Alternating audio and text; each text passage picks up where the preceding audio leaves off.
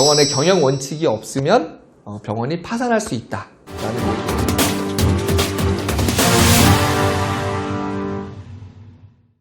안녕하세요. 리스펙트 병원 컨설팅의 이승열입니다. 오늘은 경영 원칙이 없으면 병원도 파산한다 라는 제목으로 시간을 좀 나누려고 합니다. 제목만 들어도 좀 무서우시죠? 파산이라는 말. 실제로 많은 원장님들이 이미 파산을 하고 계십니다. 자료를 정리하다 보니까 수도권 개인 파산자 10분 중에 무려 4분이 의사나 치과의사, 한의사라는 충격적인 기록이 있어요.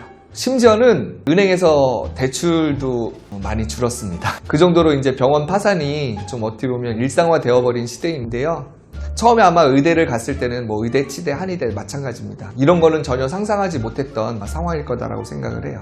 근데 제가 오늘 말씀드리고 싶은 것은 경영 원칙이 없으면 병원도 파산한다라는 게 어떤 의미냐면 원장님들이 개원을 하실 때 본인 개원에 대한 명확한 계획을 좀 갖고 계시길 원하는 생각이 들어서 이 말씀을 드린 겁니다. 예를 한번 들어보겠습니다. 얼마 전에 이제 제가 도와드렸던 병원이 있었는데요. 그 병원에 갔더니 재료는 제일 좋은 거 쓰시고 인테리어도 상위 30% 이내, 대기실에 환자들 간식도 엄청 많았어요. 이제 거기 치과였는데, 그리고 직원들 급여도 평균 연봉의 한 120% 되는 병원이었습니다. 그 외에 복리후생비도 다른 곳에 한 2배 정도 사용되는. 근데 이 병원이 다 좋은데 유일하게 낮았던 게 하나 있어요. 뭐가 낮았냐면 수가가 낮았습니다. 수가가 매우 낮아서 평균 수가의 뭐 한 60%? 70%도 되지 않게 수가를 낮게 운영을 이제 해왔던 것이죠. 병원을 한 2년 운영하신 원장님께서 도저히 이제 병원이 더 이상 운영이 어렵겠다 생각을 하셔서 이제 저를 만나가지고 이제 면담을 한 거였습니다. 그 원장님은 어떤 얘기를 하셨냐면, 다른 컨설팅하고 이제 마케팅을 해주는 회사분하고 이제 인연이 되어서 2년 동안 본인 나름대로는 최선을 다했는데, 결과적으로 그분이 잘했다 못했다를 판단하기 좀 힘들지만 더 이상 본인이 마이너스 통장을 늘릴 수가 없는 상황에 이르렀기 때문에 주변 지인한테 말씀을 드려서 저를 만나게 된 상황이었어요. 제가 이제 그 상황을 보면서 마음이 많이 무거웠습니다.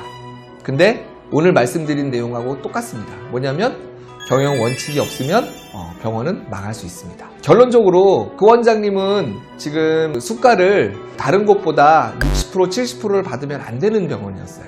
그거에 맞는 프로세스를 개발을 하시던지 아니면 그거에 맞는 서비스 수준을 맞추시려고 애를 썼으면 그나마 가능한 이야기인데, 다른 곳에서는 뭐 100만원 받는 진료를 이분은 뭐 50만원에서 60만원 정도밖에 받지 않는다라는 것은 그거보다 5배, 6배는 진료를 많아야지만이 이게 가능할 수도 있는 얘기거든요. 현실적으로 그렇게 되진 않았어요. 물론 다른 병원보다 거의 수가가 좀 낮아가지고 진료를 2배에서 2배 반 정도는 하시더라고요.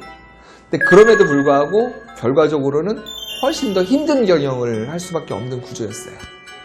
제가 좀 어떻게 보면 그 원장님한테 외람될 수도 있지만, 원장님한테 뭐 제가 원장님을 돕든 아니든 빨리 기존의 경영하던 방식을 버리라고 말씀을 드렸습니다. 지금처럼 그 정도 수가를 유지하실 거면 좀 더 컴팩트한 진료 프로세스를 바꾸던가, 그 다음에 직원들도 치과에서 일하는 직원분들 중에 가장 급여가 높으신 분들이 이제 치과 위생사 분들이시거든요. 그 다음은 간호조무사, 그 다음은 이제 코디네이터 뭐 이런 순인데, 거기 같은 경우에는 전부 다가 이제 치과 위생사였는데, 일부는 좀 간호조무사나 진료를 하지 않으시는 분들 같은 경우에는 이제 코디네이터로 전환을 제가 추천해 드렸어요. 그리고 지금의 진료 과정도 심플하고 컴팩트하게, 그리고 환자들 간식도 다 치우는 쪽으로 제가 이렇게 말씀을 드렸어요. 원장님이 이제 갑자기 심각한 고민을 하시더라고요. 한 번도 그런 고민을 안 하다가 이제 그런 고민을 하게 된 거죠. 시대가 그렇습니다. 이제 그런 고민을 하셔야 됩니다. 제가 그 병을 어떻게 느꼈냐면, 원장님이 하시는 진료 수준이나 서비스, 그 다음에 직원들의 수준을 볼 때 별 4개에서 뭐 4개 반 정도의 호텔급이었어요. 근데 받는 수가는 뭐 여인수? 민박집 수준으로 돈을 받고 계신 거예요. 당연히 원장님은 힘드시죠. 심지어는 뭐 봉지기 하시는 것보다도 훨씬 형편이 어렵고, 거의 마이너스 통장을 매해 늘리셨고, 이제는 더 이상 마이너스를 늘릴 수도 없는 상황이 벌어진 거죠. 이거는 비단 가격 정책만 놓고 얘기한 것이고요. 사실 병원에 있는 다양한 다른 것들과도 부합됩니다. 예를 들면 뭐 인사정책도 여기에 부합될 수 있고요. 병원의 이제 진료 범위도 어떻게 보면 부합될 수 있습니다. 오늘은 병원의 경영 원칙이 없으면 병원이 파산할 수 있다라는 얘기로 말씀을 드렸는데, 결론적으로 말씀을 드리면 이제 본인이 어떤 병원을 하고 싶다라는 걸 좀 명확하게 정하셔야 돼요. 그거를 정할 수 있는 사람은 원장님밖에 없습니다. 근데 물론 원장님 혼자서 그걸 끙끙 매면서 다 하시지 못할 수도 있어요. 그럴 때 저한테 이렇게 메일을 보내주시거나 아니면 뭐 저랑 비슷한 업무를 하시는 다른 분들, 선배님도 좋습니다. 이제 물어보시면 돼요.